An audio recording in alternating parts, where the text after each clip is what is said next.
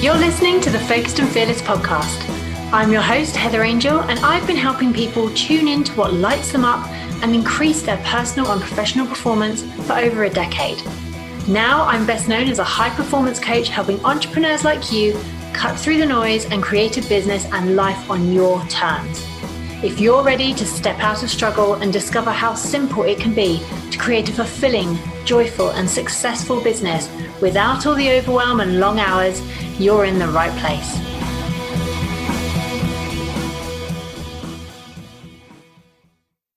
Hey gorgeous, welcome to a new week and a brand new episode of the Focused and Fearless podcast.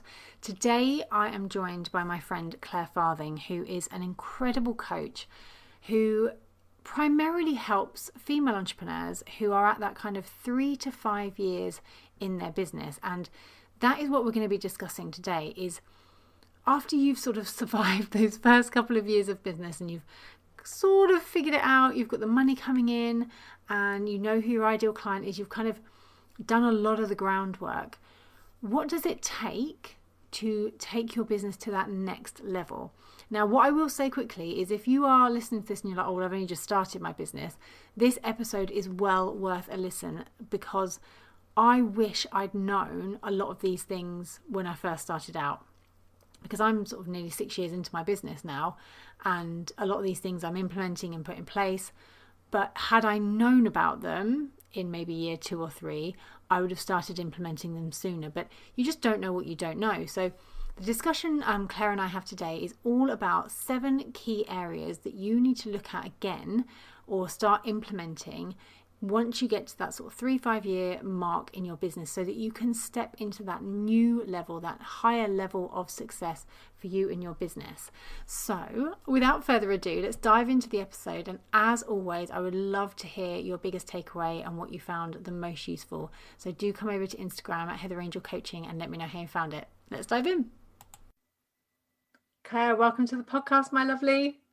Thank you. I'm so excited to be here, and what a privilege it is to be among so many other amazing guest podcasters that you have on your amazing show. Thank you, Heather. Oh, bless you. I'm very lucky to know amazing business owners. So I'm really, really curious and excited to share what you're going to talk about today, because, and I know we were chatting about this before we hit record, but today we're talking about stepping into your next level of success. And we've had conversations before about there's a lot of information out there for startups, and when you are a startup, it's the steepest learning curve ever. And then you get to that sort of, if you manage to keep going and you have the resilience to keep going and you get to that 3 or 5 year mark, it's very, you don't really quite know how to up level. You need to, you can't keep going as you have done, but the how is always the trickiest point. And there's so much conflicting advice out there about what you need to do to grow your business and to, in some instances, scale your business as well, that I love that we're actually going to debunk some of those myths and actually talk about what it takes when you get to that sort of 3 or 5 year mark to really up level your business to that next stage. And I know you are the person to do that, because you help. That's exactly what you do. You help business owners do exactly that. So yeah, fantastic. Before we dive into those 7 amazing tips that you're going to give people, if you could just share with the audience sort of who you are, what you do, and how you help people. Yeah, fantastic. Thank you, Heather. So I'm Clare Farthing. I'm actually a business growth coach. I'm based in Lymington in Hampshire, down on the south coast, which is a fantastic part of the world to be in. And I specifically help female business owners really grow their business and sort of get off that income roller coaster, which so many of us start out on, and really help them develop a business that suits their next level of success. Really, it's all about helping them, create that dream lifestyle, whatever that looks like for us. Because as you know, Heather, our version of success, even between us two, is very different. So it's, it's just about creating the right business model for you. And I really am passionate about doing that with ease and grace and spaciousness, which is my big thing. I don't believe in the hustle, which I started out 5 years ago on my business journey. I don't know about you. Yeah. Oh my God. Yeah. I just thought if I just worked harder and harder and harder and just, just did all the hours, that magically success would appear. But I've learned my lesson the hard way. Oh, bless. Yeah, absolutely. So I think I started sort of life on this business owner journey 5 years ago, or 5.5 years ago, actually now. Gosh, it's flying by. And I actually started out as a virtual assistant, which is really interesting because that was based on the whole sort of corporate experience. And after, sort of learning so much about supporting others and really helping them grow the business within the corporate world, I felt that I had the skills really just to start a business as a virtual assistant initially. And I realized quite early on that it wasn't really my passion. It was just something I had the skills for. And I think that's what's going to come out of today's podcast, is that, we can absolutely create any kind of business that we want to, that's on our terms. And really, it's not just about the skills that we start out on. It's actually about, what we learn and the experience, and I guess the investments that we make in our business with coaches, mentors like us, and whether it's other courses and programs, qualifications. There's so much that we can do, to really create that lifestyle that we want to live. I completely agree, and I think that's the really interesting thing that you said about that the virtual assistant, you had the skills. Yeah. It wasn't necessarily about what you want to do, and I think that is something that when you are at that startup phase can be so easy to fall into. You're like, well, I'm good at this, so that's what I'll do. And I know a lot of people come out of corporate, especially women, usually something triggers it, whether it be having kids or something, they kind of go, oh, don't want to go back to that. So I did this, whether it be a PA or something like that. And they're like, oh, okay, well, I will then take those skills and create my own business. Whereas actually, when you find out what you're passionate about and that thing you want to do, that desire-led business, you're absolutely right. You can simply just train. You can do the training, you can work with people to actually get to that point. But it's very easy to kind of go, well, I'm good at this, so that's what I'll do as my business. I did exactly the same thing with the wedding planning business. I was like, oh, I can organize stuff, I'll set up a wedding planning company. And then I was like, oh, whoops, wrong step. I think for me, I was kind of pushed into it because I was on the back of a hat trick of redundancies. And it was like this huge flashing beacon in front of me saying, oh my gosh, I've got such a great opportunity to start my own business now. Am I really going to go through the job interviews and the nightmare updating my CV to tweak it for that job role? Or actually, is this the perfect opportunity for me to take some of the redundancy money that I was blessed to receive from one of them and actually just give it, the opportunity, which hence, it made sense to be a VA initially. Yeah, absolutely. So let's dive in for that's sort of where you're at, isn't it, when you go from the startup? So let's dive into how you up level once you've got to that point, once you've gone through the sort of wading through treacle stage of those first couple of years of figuring it all out, doing all the things, and then you get to that sort of, we sort of say the 3 to 5 year mark, but I suppose once you get to that point where you are turning over an income, you have got a business, what are the 7 tips that you have for the audience of what to do at that point? Yeah, brilliant. Thanks, Heather. So it's, absolutely. There's sort of 7 key, I guess my methodology really, it's kind of those key tips that I really want to share with the listeners today, and really help them to understand that they can sort of take that next step into whatever the arena looks like for them. And I start off going back to almost, why did you start your business? Reevaluating your why, thinking about your mission.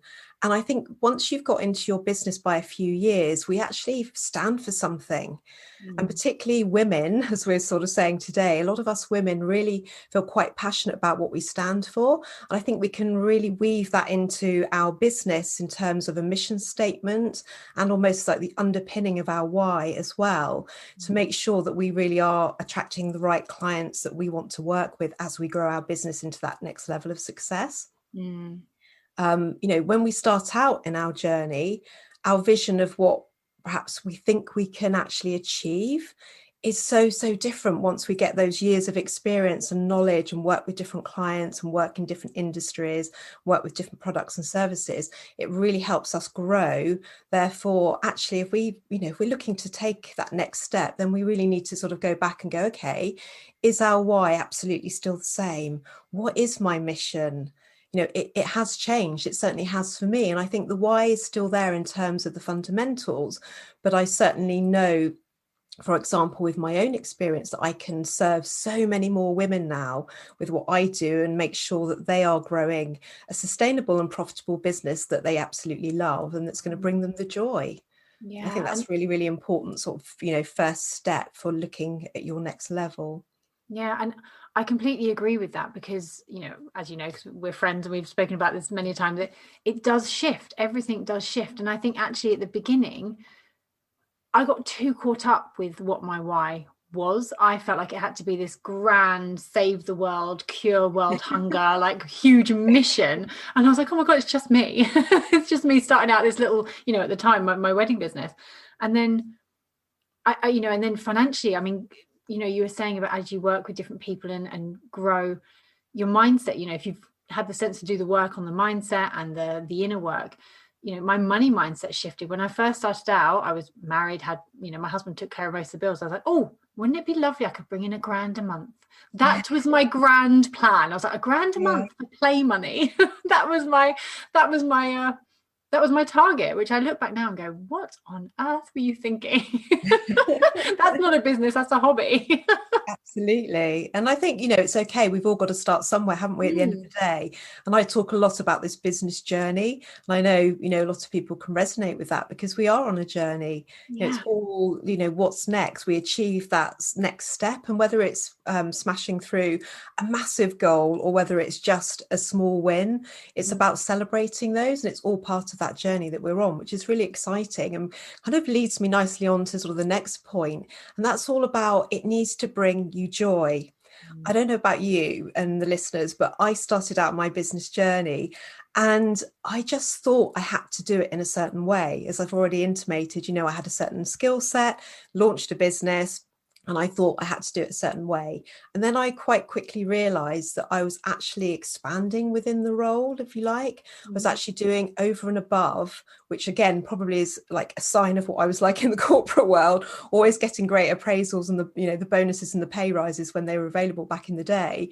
And it's sort of bringing that into your own business. It's that desire and that want to do the best for your clients. And actually by doing that, you're looking to be happy in running your business.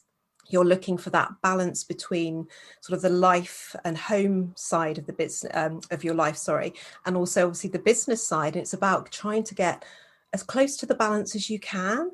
And sort of one of the hashtags that I'm well known for is you are your business. And the way I like to work is that if you're not happy and healthy from the start, how can you show up in the right way and respect your loved ones and be in the moment for them? And equally, therefore, how can you attract and serve your clients in the best possible way if you're not actually living a joy-filled life and you're happy and healthy in what you're doing? And I think that's really, really important to highlight as well, because I think you get on that sort of that roller coaster of, right, what's the next goal sometimes, particularly if you've come from a strong corporate background and you've got more masculine energy. We are quite goal driven, and I'm one of those ladies that's really working hard on my feminine energy as well, just to sort of like counterbalance my years of corporate life and working mainly with men as well. Being a PA and an EA, you very much often ended up working mainly with men who, as we know, we won't go down, that's a topic for another day, but there's a lot of male bosses out there at high management levels. So it's just about making sure that you're doing what you want to do in your business as well, so you can serve your clients and obviously be there for your loved ones as well. And I think what I share with my own community is, make sure that you do add value, make sure that you are engaging with your clients to understand, what they do need, what kind of support they do need from you. And that's where I sort of transitioned into coaching 3.5 years ago. Was I realized one of my clients at the time said to me, Claire, you're absolutely amazing. You've helped me create my 90-day goals. You keep me on track. You've actually given me the confidence to go and networking. And that lady actually went on to actually create her own networking group. But I was actually writing her blogs and doing her social media for her at the time. But again, it just sort of shows that you can actually move forward and sort of step into more of your true purpose. And that's what I wanted to do. And that's that's why I transitioned away. I realized actually my passion wasn't really just doing the skills I'd learned previously. It was actually about creating a better life for me and my family, and being able to, really showcase my own sort of natural skills, and then obviously elevate those by investing in my own coach and mentors and all the books and all the webinars and programs that we all do along the way. And I'm see you nodding away there. Yeah. And it's so again, we've had this sort of conversation off air before, but it's so interesting, the evolution of our own selves, our own ways of being. That to me is what intrigues me and keeps me curious and keeps me engaged in running the business and doing all the things that you need to do to up level yourself, not only your business. Because I think when we are, and I know you've got one of the last steps sort of touches on this, but at the beginning you're all by yourself, and so you are your business, like 100%, like that's it. If you stop working, it generally stops working. There is no machine that you've built at that point. So it's so easy to fall into that sort of hustle and grind and just keep going. Whereas I'm absolutely at that point, sort of 6 years into having a business, but 5 years into the coaching business, that I'm like, no, my joy comes, and this is the interesting thing as well, I was talking about mindset, my joy and excitement around my business comes from my client results, 100%. And that is what lights me up. If my clients are getting results and they're having big shifts, big changes, I am on fire. I could work 12-hour days seeing that kind of result, looking at goals and sort of seeing how much money I can make and all that kind of stuff. I'm like, I just let the accountant look at that and let me know everything's okay. And like, obviously I keep an eye on my finances and all that sort of thing, but it's knowing what does bring you joy, and that freedom piece, whatever it is for, whoever's listening, whatever it is for you, tap into that and don't be afraid of it. Because for a longest time, me saying my clients are what make me happy, and that, their results what make me happy, was almost dulled down. We have that kind of like, no, you've got to have, you've got to be striving for this and striving for growth and blah, blah, blah, blah, blah. And have, before the pandemic, get an office. And I'm like, why would I have an office? That's insane. So I think that joy piece is integral, because if you are not enjoying your work, if you're not enjoying what you're doing, then go and get a job. Like, what's the point? Because running a business isn't the simplest thing. So you love it. Why do it? No, absolutely. And you're spot on there, Heather, and it is hard. When I look back, I can think of the times when I thought, crikey, what on earth am I doing? Perhaps I should have stayed in the corporate world. Perhaps I should have gone through those dreadful interviews again in the recruitment agencies that never call you back. But it was the whole thing about stepping into that next level. And I think I really want the listeners to sort of go away and actually reflect on where they are in their business and think about the fantastic clients that really they love working with. And we will touch on this obviously a little bit later, but make sure that you are happy and your business is actually fulfilling you and it's bringing you joy ultimately, because it's so important, and it will impact the results that you get for yourself in your business and your clients, as you said, Heather. But equally, it's going to impact and have an impression on the world, because women are standing up for themselves far more, and we're making a difference and we're being heard more. We've got a lot of work to do, but it's now about making sure that we are serving our audience in something that's bringing us joy, just to make sure that is moving forward as well. So that's really good.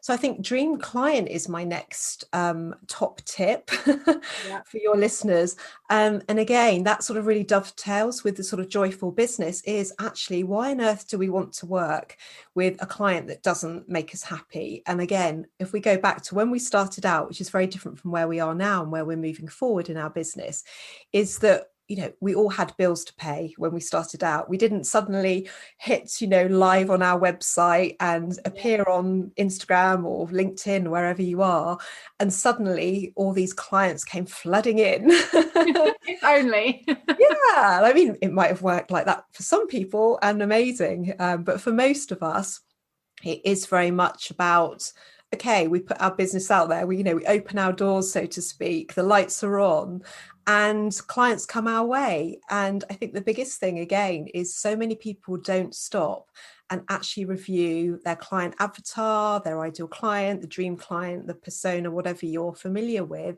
and realize that who you originally maybe, started working with is very different, probably within a year, because you get so much fantastic experience and you realize that it could be a personality type that you're drawn to, the like-minded souls that I refer to quite a lot, or it could be a particular industry that you love, you're really passionate about. And I've got clients like that. I've got an array of clients currently and historically that have been drawn to sort of different areas of who their dream client is when we've gone through that process. But again, it's not something you're taught. You're taught to get your business open, get the money coming in, serve those clients. And before you know it, you're almost again on that sort of treadmill of thinking, well, that's who I attract. So that's who I've got to work with. But actually it's not. And sort of, going back on the previous point around joy, it's your business, it's your rules, so you can break them. And I actively encourage my clients to break the rules and create and craft this own spaciousness, life that they want to for themselves. Because yes, there's some guidance out there, and there's all sorts of, people like us out there that give advice. We have our style of working, and it's about actually finding the clients that you resonate with and that you believe in their mission. And I think that's what's really important, because I don't know about you, Heather, but I've worked with, some amazing, lovely clients before who've been brilliant. I've really, really enjoyed working with them. But then something's cropped up in terms of their values and their sort of mission. And I'm quite values led. And I found that actually it goes against the grain almost. And I started feeling perhaps uncomfortable with sort of the route that they were starting to take, which wasn't originally how I understood it when we first started working together. So, I put my big girl pants on and sort of go, whoa, hang on a minute. You're not really my dream client anymore. You're not really, aligned with my values. Therefore, I'm not the best person to serve you. And I think it's about being brave and reflecting on those moments and really, understanding not only who you love working with, but are they the right fit? Do they suit your brand? And I think that's really important. I don't know whether you've had, knowledge and experience around that as well. Yeah, I mean, I think it's really interesting, because I have this conversation when, when we talk about niche and client avatar quite a lot with clients. And I think something you did say around, the people you attract, there is, for the longest time, I only worked with women. And then I had this moment and I was like, why do I only work with women? I have no idea. And actually, I say I have no idea. It was a limiting belief that I had about that I couldn't work with men. I'd been so downtrodden in the corporate world that men were these, it's very unfair on men. I did work with some great guys, but, the people at the top were men. They were patronizing and rude and awful human beings most of the time. And I was like, oh, I can't possibly coach a man because they know better than me. And that is what had been ingrained in me. Like I turned that into a meaning. And then once I got my shit together, I was like, that's a ridiculous thing to think. And now I work with guys and males and females regardless. So I think it's really interesting that for me, it wasn't an industry. It was very much attracting the right people work with me. And yes, I think it is important to have integrity in your business. And this is an extreme example, but if all of a sudden you're working with a company and they're great, and then you find out actually they're part of a deforestation in the Amazon, you're like, I don't want to help you become an amazing company, because that's awful. So that's a very extreme situation, but it is important that we have aligned moral values with the businesses we're helping, for sure. But I do think you're right in that it's reflecting on who you want to work with, who you want to help. And for some people listening, that might not necessarily be this kind of one type of person. It might be an industry. I think it could be just a whole different collective of people. And as I found in my business, it's not necessarily just women. I'm like, oh no, I can help men as well. So it doesn't really matter. But yeah, I think it's really important to reflect and look at who you're working and who you're attracting. So important to reevaluate that. Definitely. And that has an impact on almost sort of niching down as well, because if you choose a particular industry, then your marketing is going to become so clear that you're going to be able to, talk directly to your dream clients in a much stronger way and so much quicker. And I think also sort of that as well leads on to really the whole thing around you're going to get better results, because the more experience you have in that industry, for example, that we've just mentioned, you're going to get stronger, you're going to get more experience, you're going to get more results. Therefore, those clients are going to get to their end goal a lot quicker with your support, no matter whether you are a social media manager, a coach, a solicitor, whatever you're doing, you're going to get the end result quicker because you are so experienced in that area. The questions that they, have, the pain points, the challenges, all those things that come up is going to be there for you to get that transformation, which ultimately obviously is our role. That's how we serve our clients, is to get them that exact transformation that they want and get them there in the most efficient way possible and as quickly as possible almost as well. Yeah, absolutely. So what's the next part of your framework for my lovely listeners? So the next one ties on nicely, actually, is again looking then about your services. So sort of reflecting as well, a little bit like with the dream client, it's when you start out, you've got this set of experience, this set of skills, as we said, whether it's from your corporate world, whether it's a previous job or business that you've run. So again, it's like looking, okay, now we need to be thinking about what brings us the joy, who are our dream clients, what are their pain points, and actually do the services that I launched a year ago or 2 years ago or 3 years ago, are they still the same ones that I want to be doing? Or is this absolutely the great opportunity for me to maybe step away from that income roller coaster that we can sometimes have been on when we're in our early years of business?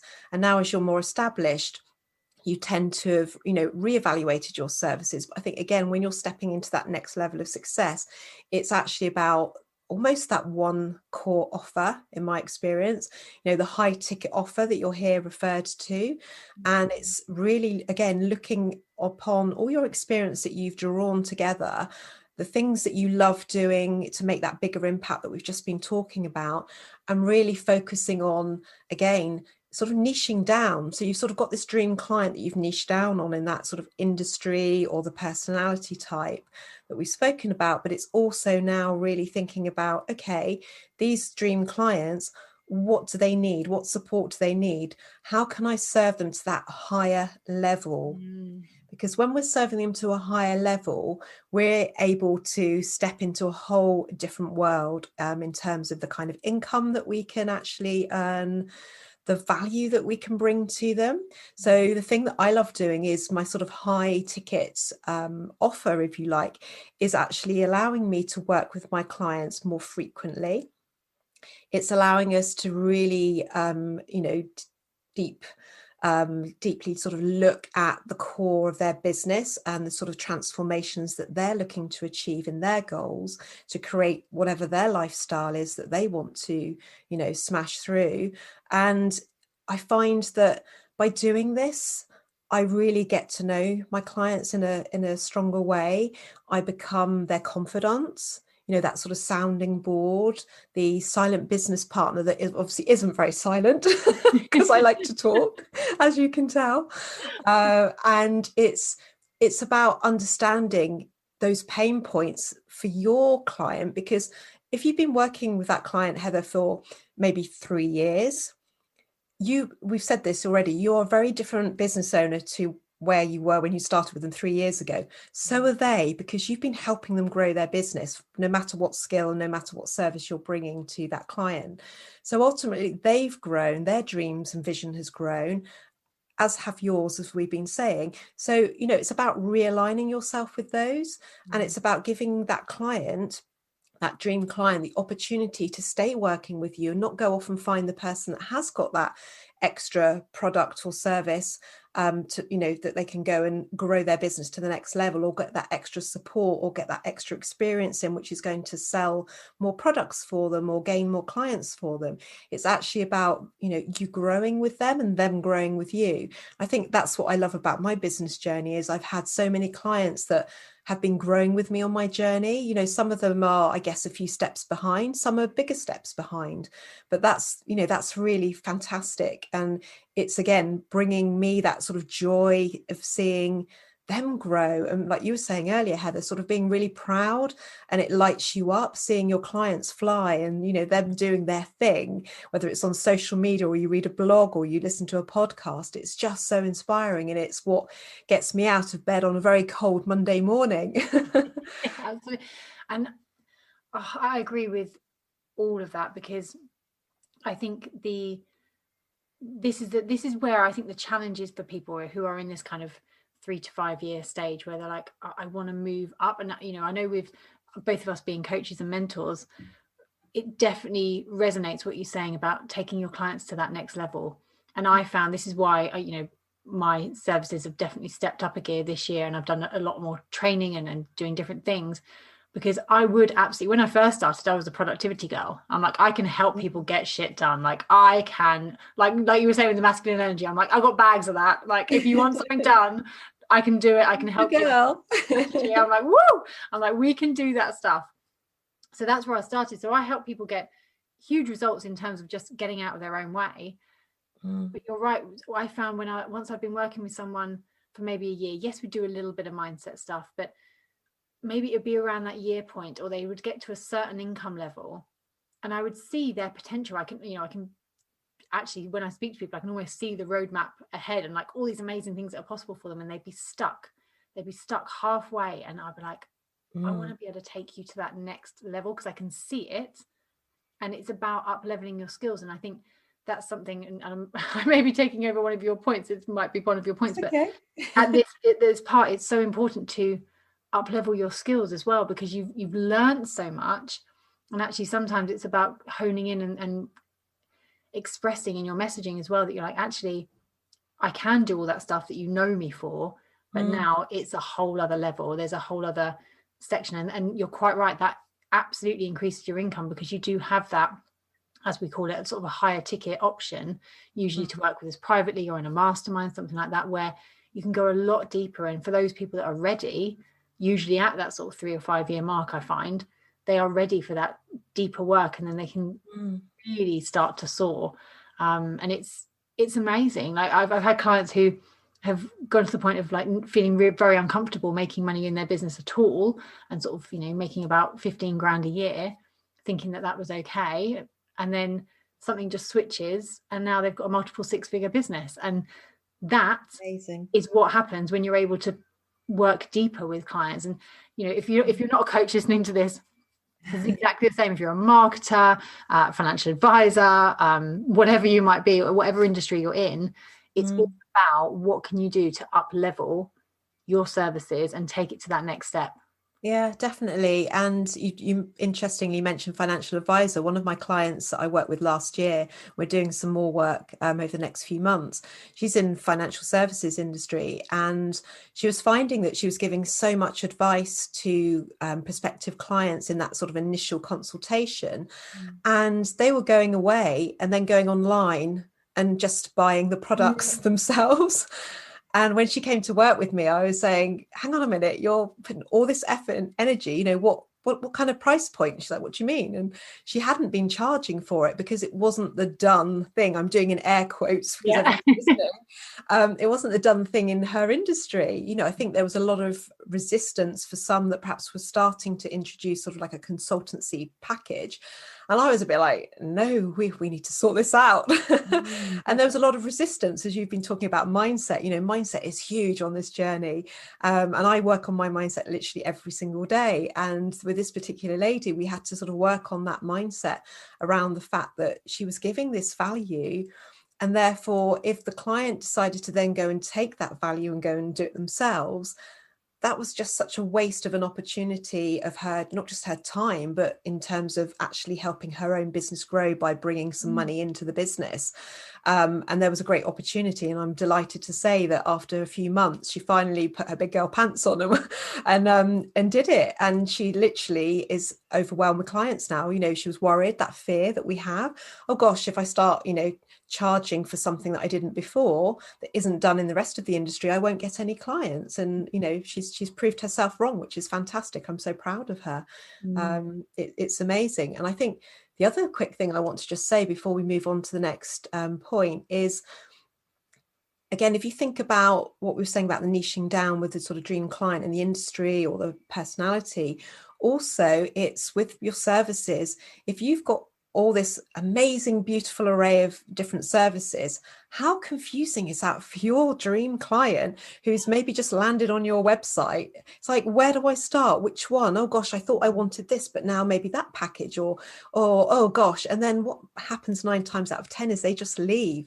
They go on to find somebody that is the go-to or the expert in that area, that the one that is going to give them that ultimate transformation, is going to solve that pain point that they have got now. So the more of array of services that you can have, which is fine when you're starting out and finding your way of what you love delivering and what you love serving your clients with. But again, we're stepping into our next level of success. So it's actually about getting really clear on your clients' pain points and that transformation, and making sure that you've got that high end, that high ticket, whatever you want to call it, program or service or product that's going to solve that for them. Yeah, absolutely. And I just want to I completely agree with that. And for everyone listening, it's not about that you only have to have high ticket. Like, we're not saying that that's the only way you need to go. You can absolutely have, because I'm in this situation, I do want to serve the startups who don't have any money right now. Like they're not earning anything, they're starting up. And I am very, very passionate about creating not done for you, sort of DIY courses and programs that aren't going to cost them $2,997, because that seems to be the price tag for everything. Easy, low cost options for those that are just getting started. But if you want my time, it's going to cost you. And that's as it should be, because I have years of experience, and that's how I help people. So I think you're absolutely right. When you have a website, it's so important to be really clear about, right, this is what I do. If you're at this stage, go here. If you're at this stage, this is where you need to go, because you're right, anything other than that is going to really confuse them and not know where to start. Absolutely. And also, a lot of startups have investment behind them. I did. I had a decent redundancy package behind me, which allowed me to invest in a mentor at the time, and invest in programs, and go on to attend business retreats. I was blessed with that. So it's not an assumption that because you're a startup you don't have the investment. And as you say, the services that I provide and that I encourage my clients to provide is really, I guess, like a step ladder process. They come in at this level, and when they've been through that and they're growing their business, they're then ready for that next step.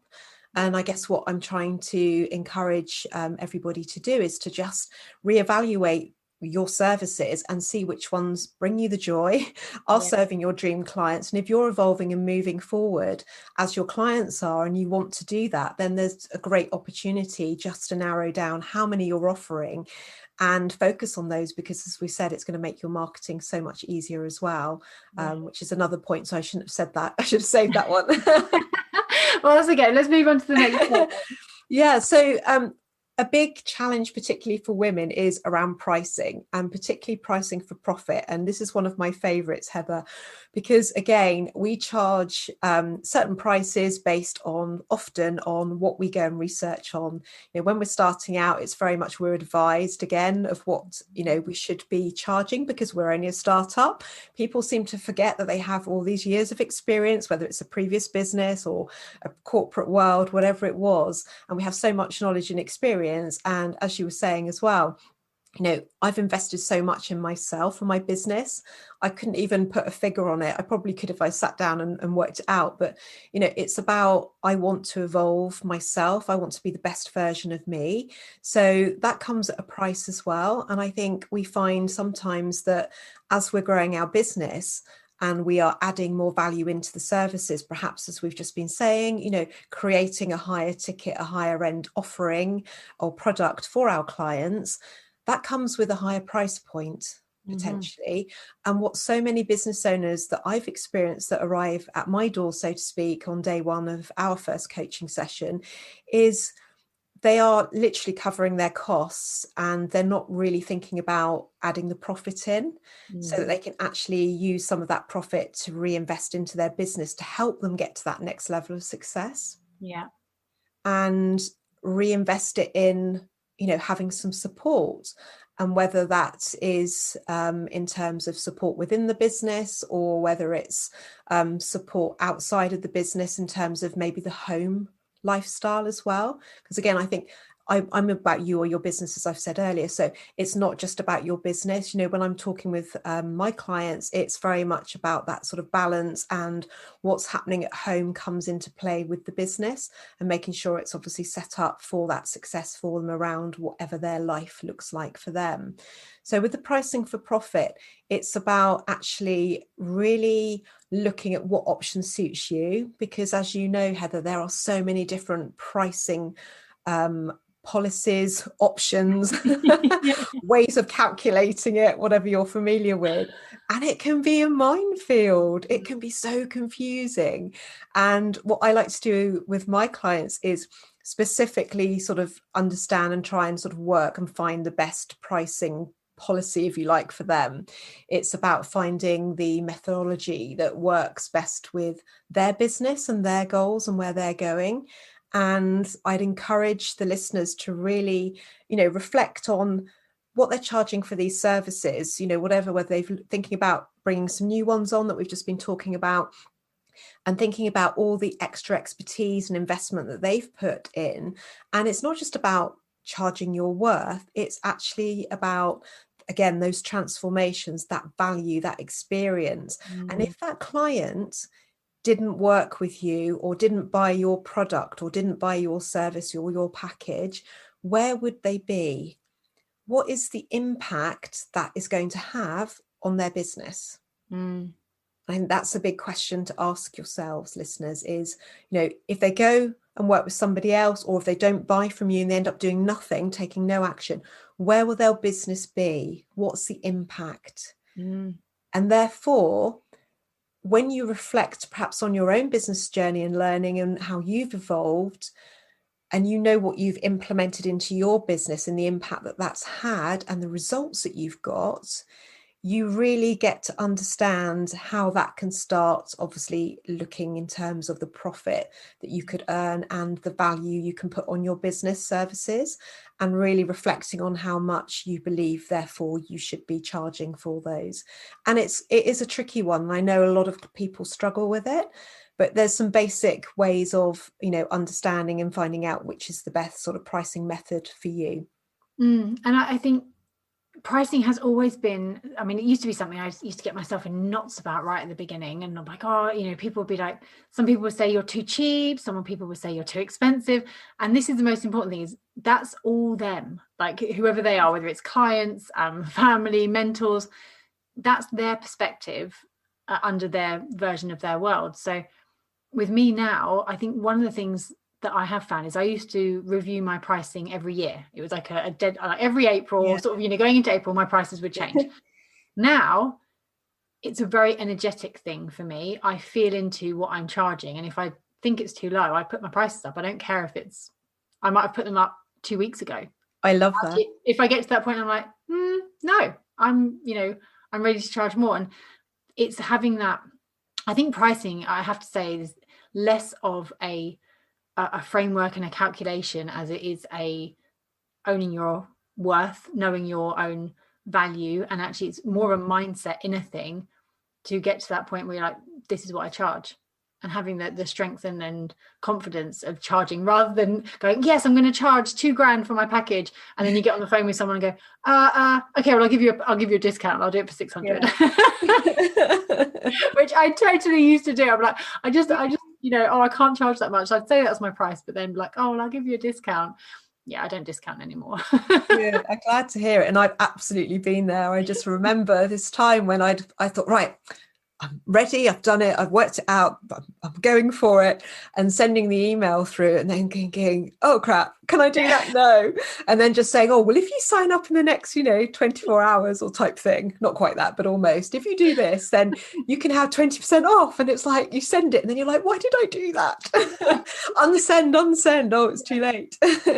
All the fears come in. So yeah, I think pricing is so, and I do see it more, and this is not an episode to be bashing men. I've had amazing guys on the podcast. I work with amazing male clients, but I do find that they have less of an issue with this. It does seem that my female clients, and certainly myself, had more of an issue with like, oh, can I charge this? Can I really, almost get away with charging this amount? Is this okay? Whereas my male clients have just been like, yep, I figured it out, this is my price now. And I'm like, okay, that's good.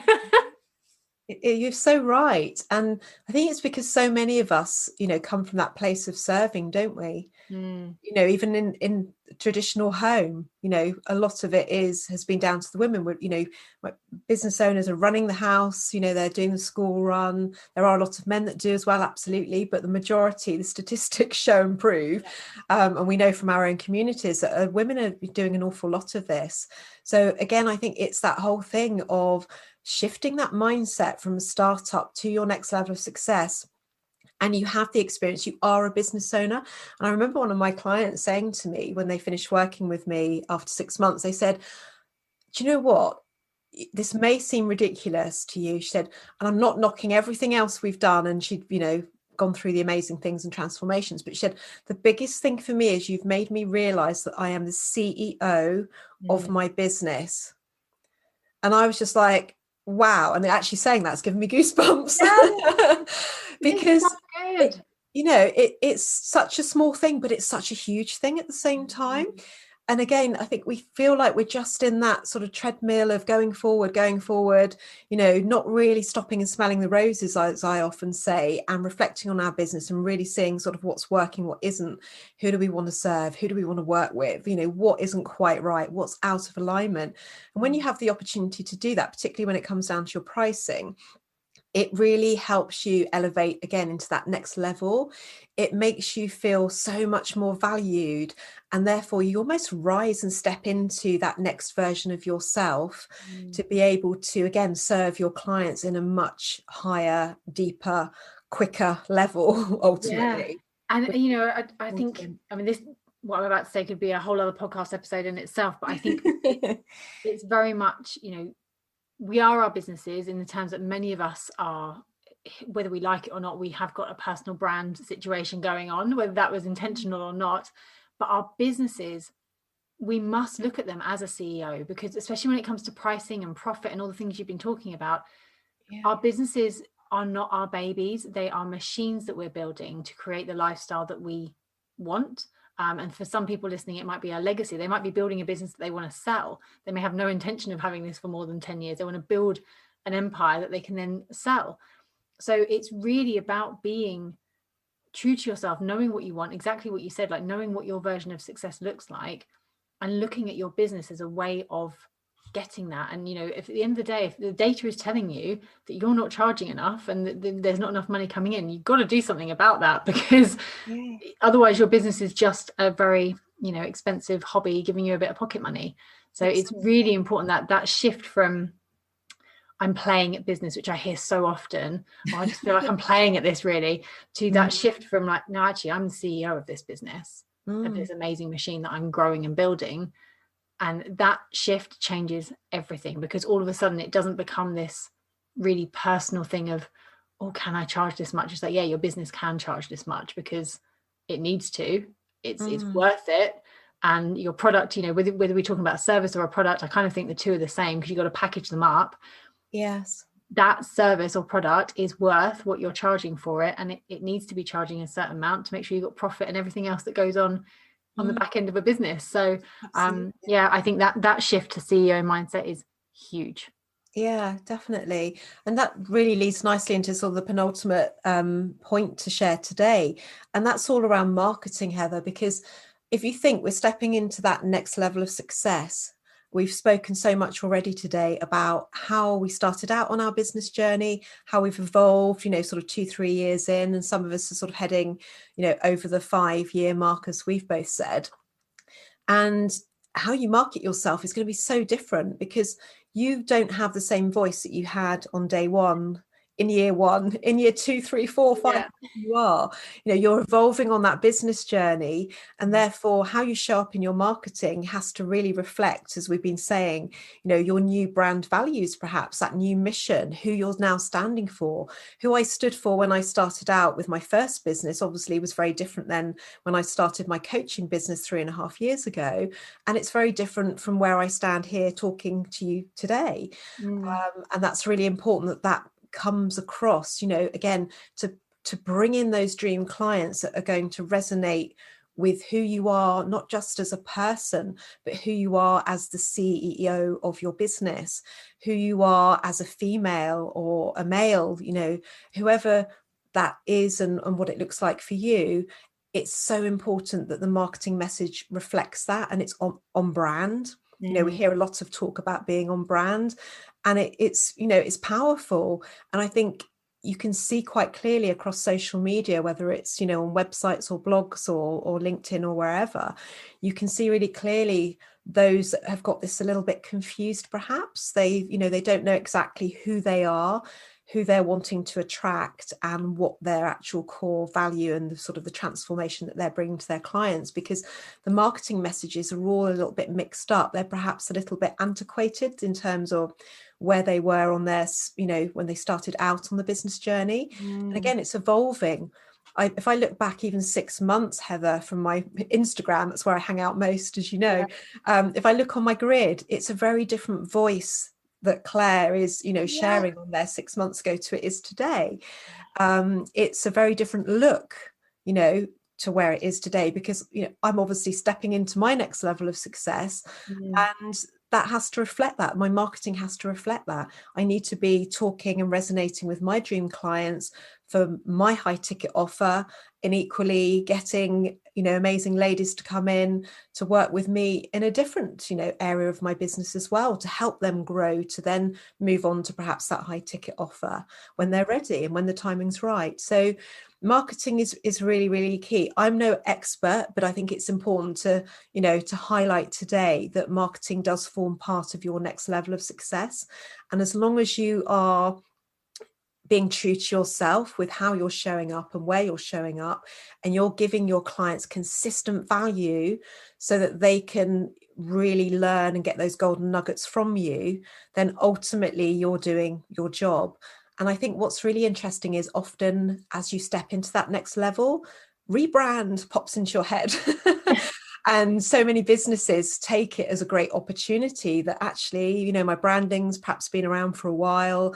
I feel like I'm this new person, it's really exciting. I've got this joyful business.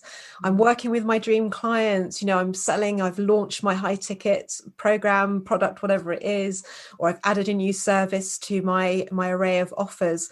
And you're excited about it. You've worked on your pricing. You feel that you are charging what you should be, not just to attract these clients, but for your time and experience, and to get those transformations that we've been talking about. So why wouldn't you, I guess, perhaps think about a rebrand? And it suits some people and it doesn't suit others, but it's a great opportunity to think about, considering that as well, I feel. Yeah, and I think the term rebrand, I know for a lot of people, they're going to be like, oh, do I need to change my logo? That's not what we're necessarily talking about. The brand is such a, and again, that's probably a whole other podcast. And for those that want to listen to marketing, episode 66 of the Focused and Fierce podcast, I have Nina on, who is a amazing marketer giving loads of advice. There is also another episode, which I can't remember the number of, probably about somewhere in the 40s, with Kay King, who is a marketing mentor. So if you're like, oh, I don't really know what to do about marketing, after this episode, you can absolutely listen to those ones, and there's so much gold in those. Nina was amazing. I listened to it earlier and it was brilliant. So very grateful for some golden nuggets there. Thank you, ladies. Like I said, I know the best people. So rebrand, if you are listening to this and you're like, oh, actually, yeah, that resonates. That's something I want to look at. This isn't necessarily about, just changing a logo or changing your colors. Really think about something Claire touched on already. your core values, what your business stands for. How do you want people to feel when they land on your social media or on your website? That is ultimately what you want to be looking at when you're talking about a brand. So that's just something I want you to be aware of. Don't just go and get a graphic designer off Fiverr and just change your logo and think done. Really take the time if you want to be rebranding. And actually there's another episode with Danny Matthews who I think that's probably episode 50 something, who is a branding and graphic designing expert. So go back and listen to his episode for a little bit more advice on branding. But it's very important to know what you stand for if you're going to do a rebrand. So don't just rush out and get a new logo and think you're done. Yeah, that's great advice, Heather. Thank you. And really from my angle, it's the marketing is about the voice and the value that you are sharing, how you're being heard now as this new person in your next level of success, which is really important. And I think that leads on nicely, doesn't it, Heather, to the last point of today. Last point's my favorite. And we can't do this all by ourselves. So no, we can't. We've tried, haven't we, Heather? We've tried. And we've banged our head against a brick wall and cried, and a lot of blood, sweat and tears have happened. There's been a lot of wine consumed over trying to do it. Gosh, the wine. Virtual wines have been amazing, particularly. So having a support team is really key, and that can take various angles, I guess, and it can look very different for everybody, depending again what level stage you are in your business. And for me, I think most of us along the way have already been starting to outsource, using freelancers, using virtual assistants, VAs, social media managers, bookkeepers, accountants, etc., just to name a few. And that's great, but again, as we're sort of stepping into that next level of success and we're growing our business to a different version away from perhaps it was 6 months, a year ago, I think I really want to encourage everybody to take a look at how your business is set up. So this is about sort of the business model, the structure that's going to, again, be in line and aligned as well with these values that we've been talking about, and with your own business growth plan that you've got in place ready. So it could be that you decide to take on somebody for more hours. It could be that actually you update your system. So it's not just about physical people coming on board to help you, but actually, is it a great opportunity for you to maybe, elevate your business to a different level in terms of using a different system? So there's all sorts of productivity systems, and we have obviously I don't want to say a past expert, because you're still an expert at that, but obviously not the thing that you do anymore. But I'm sure there's some amazing podcasts on productivity hacks and systems that one can use, but things like Asana and Trello are popping in my head at the moment. And I'm sure you're familiar with them, and hopefully you've been using them on your journey so far as you have started growing. But there are so many more out there that you can look at. There are obviously higher levels of those memberships that give you greater access to things. So I think it's really important to think about everything we've been talking about today and reflecting on, okay, what do I need to do in my business to take it to that next level? And what don't I do? We're not saying here today we've got to change everything. It's just about those, those baby steps, those small tweaks, but it's about you stepping into that next version of you. Because if we don't step into our next version of ourselves, it's actually very hard to be where we are today, to be that person that we want to be tomorrow. Oh, yes. And again, that's a whole different podcast and mindset issue as well, or a series, I should say, as well. So I want you to think about, again, you as your CEO of your business, and really, map out where you need to grow in your business, what systems, what processes. Do you know that? If you don't, go and tap in. There's some amazing people that are experts in systems. Literally, that is what they've niched in. There's so many around. I'm sure Heather knows some people she can recommend as well. So, really tap into these experts and really understand what you might need for your business. And as I say, if you're not sure, then go and talk to an expert, because it's really going to serve you well. And it can be the difference between how quickly you grow if you want to grow quickly, or obviously how slowly you grow, and getting it right as well, or missing it slightly. So I think that's a really important one to finish off on. I know we sort of spoke about it a little bit earlier, we touched on it, but hopefully that's a good insight for everybody. Yeah, for sure. And the reason this is my favorite is because I am all about running a very lean machine. I talk about business being a machine. It is a lean machine. You don't have to spend fortunes on lots of different people. Like Claire said, having the systems and processes is game changing, absolutely game changing. And one of my favorite platforms is called Process Street, and I use it for loads of things, and it's free. There is an upgraded version, goodness knows what they do in that. I have never needed it. So something called Process Street, if you are onboarding a team, if you are working with a VA or assistant, have a look at that. I could not run my business very effectively without it. It is absolutely been game changing. My assistant loves it because you can upload videos on there, to sort of train your assistant and things like that. Is absolutely amazing. I should probably just do an episode just on that, because it's probably my favorite bit of tech at the moment. So it's so important to really, like you said, when you're stepping into that next level and up leveling your business, it's not about necessarily throwing money at the situation. You don't have to necessarily hire loads of people, but you definitely can't do it yourself. And I think having, an assistant that is just going to keep you on track and knows your business almost as well as you do, that's been my biggest win, I would say, over the last, I think she's been working for me for about 18 months now. I could not run the business without her. Hands down, couldn't do it. You'd never see anything on social media because I just would not have the time to be posting anything. So having someone that you can really trust and rely on to be part of your business, I think having that one integral, in the online space, we call them an integrator as well. So someone who can literally, you can give them a task and they can run with it. They know your business so well that they can really run with it. But yes, I think, and you've probably found this as well, one thing you've got to know is that when you are looking to hire someone, you need to be patient and understand that they don't know your business at the beginning. This is a process. With my assistant, it was about 6 months of training, like little steps at a time, to allow her to really understand, get to know Kajabi, get to know my processes, my systems, and actually help me create processes and systems that were going to work so that she could just, carry on with work without having to sort of bother me and ask me lots of questions. So there's so many layers to it when you're building your team. And I think another thing, I know we spoke about this before we hit record, but having that support network as well, having those business besties, peers, whatever you want to call them, setting up your own little masterminds with people who are at the same stage of you. I'd be lost without those. Absolutely lost without them. Definitely. And I'm blessed. I have two amazing success buddies who I've known, one of them since I started my first business, so 5.5 years ago, and the other one literally about 4.5 years ago when I worked with a second coach, and we were both part of the same program.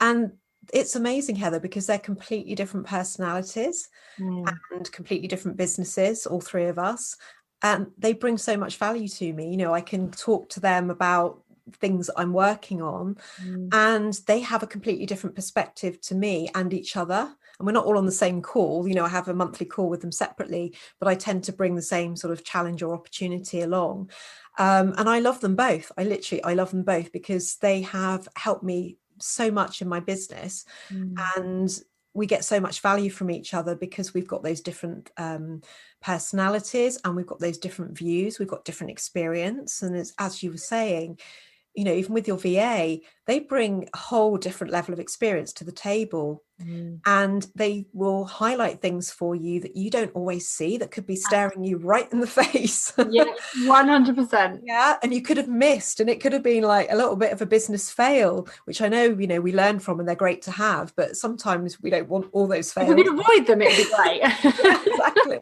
So, you're so right. It's not just about sort of the systems, the process. It's about the people and the community around. And I'm blessed to know Heather, as she's touched on earlier, and we have, there's a couple of other ladies, and we get together each month, particularly in lockdown.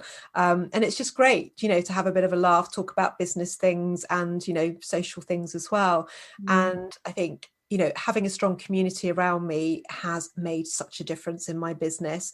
I have a separate community with, like a monthly sort of virtual coffee meetup. And those ladies are amazing. It's all very informal. And again, they all bring different sort of challenges and opportunities along to the virtual table. And everyone goes away with so much value. Everyone goes away feeling slightly more elevated, slightly reaffirmed that they are a CEO of their business. And it's just incredible. I love it. Yeah, it's such an exciting time. I think it really, really is. The startup phase is so terrifying, but so exciting.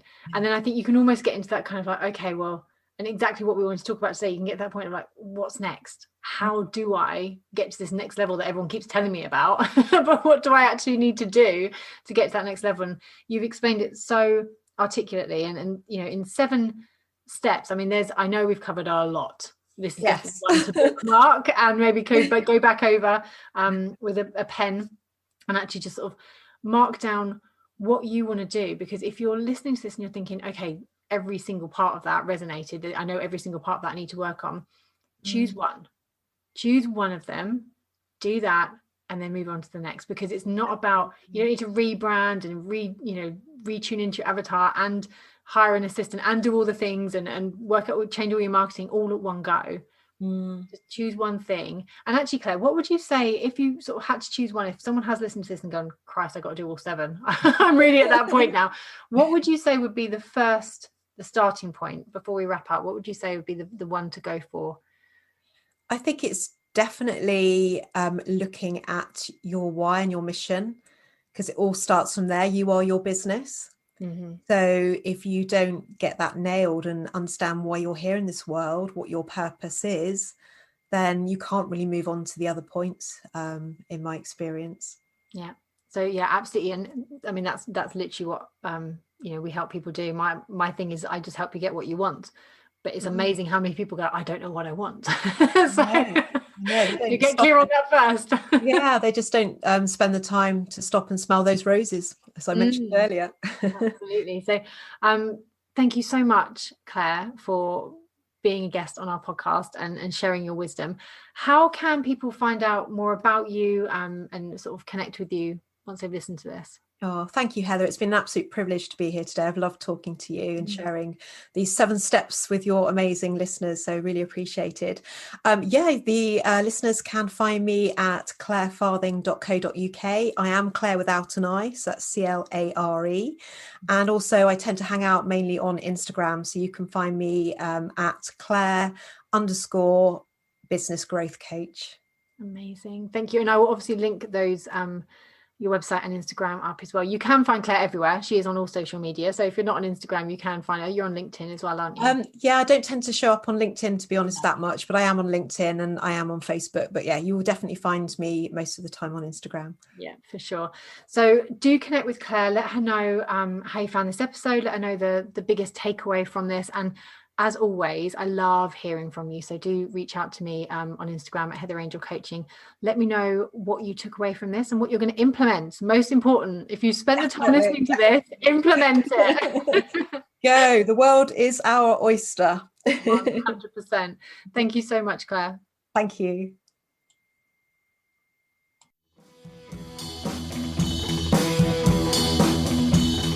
Thank you for listening to the Focused and Fearless podcast.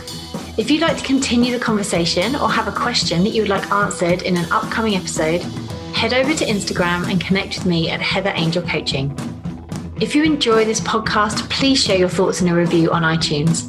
I truly value your feedback and I take the time to read every single review. Have a beautiful week and I'll see you in the next episode.